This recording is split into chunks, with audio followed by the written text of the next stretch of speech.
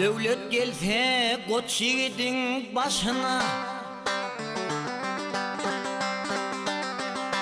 devlet gelse koç yiğidin başına, mıyıkman gelse baştaya desterhan gelir. Ay Hudanı bir bilen pirin karşına ya, Zebur, Tevrat, İncil'e hem Kur'an gelir.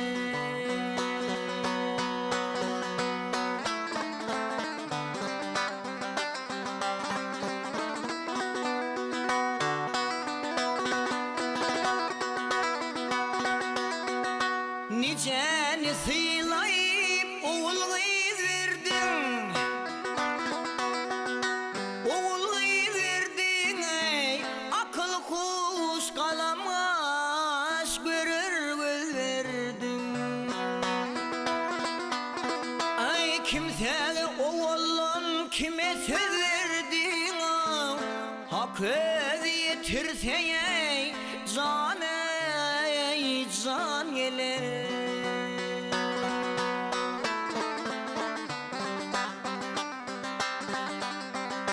Hak demeli hakın eden işine, özü karab töver evne taşına. Ey seher ağlap durun merdin karşına ya, Şah-ı Merdan atlı ey bir merdan gelir.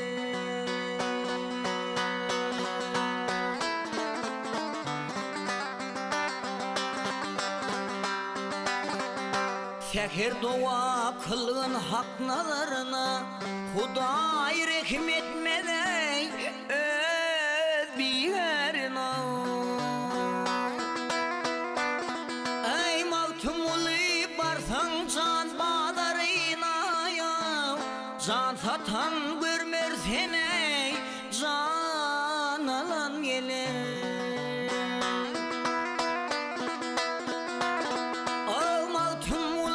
Mavtum ul barsan can badarına ya, can satan vermer seni, can alan gelir.